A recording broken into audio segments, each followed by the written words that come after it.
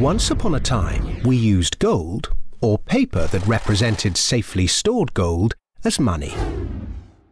It worked well for thousands of years, partly because gold is independent, and partly because it keeps its purchasing power. An ounce of gold buys you as much food, clothing, and energy as it did 50, or 150, or 1,550 years ago. Compare that to modern money, which seems to buy you less and less each year.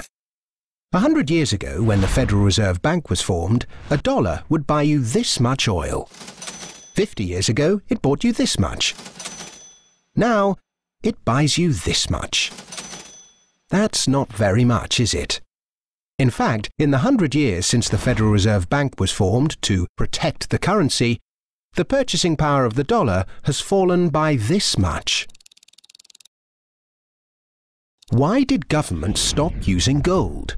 In 1914, the British and German governments were committed to various spending programs and World War I, a war that probably needn't have happened, and neither had the money or gold to pay for it. So they took their countries off the gold standard and, free of its restraints, printed the money they needed. In 1971, the American government was committed to various spending programs and Vietnam, a war that probably needn't have happened. And it didn't have the money or gold to pay for it, so it took America off the gold standard and, free of its restraints, printed the money it needed. Sound familiar? If governments didn't have the power to run up deficits, these wars could never have happened. There wasn't the gold to pay for them. The bill is eventually paid by the people through the stealth tax that is currency devaluation by inflation. Now the world operates under a system of money and credit known as fiat. It's the law that what we use as money be money.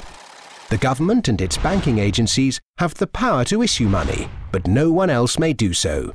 Unlike gold, of which there is a finite amount in the world, with this fiat system, there is no limit to how much money can be created, so inflation becomes inevitable. Look at the mess the UK and Germany got the world into after leaving the gold standard in 1914. World War I, German reparations, Weimar inflation, the rise of Hitler, and so on. Look at the mess the world has got itself into since 1971, when this fiat system became the global norm. An endless sea of wars, debt, poverty, social inequality, economic bubbles, rampant consumerism, and environmental rape. None of which could ever have happened to anything like the same extent, with that little bit of discipline and restraint imposed by gold. The ability to issue money is too much power for governments, banks, anybody, however well-intentioned. The best way to stop the abuse of power is to spread it as thinly and widely as possible.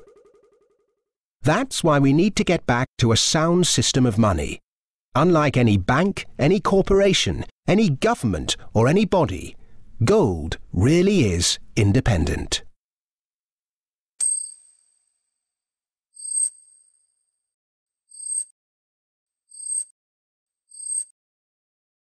That video was sponsored by Gold Resource Corporation. For more information about our gold mining operations, please visit goldresourcecorp.com.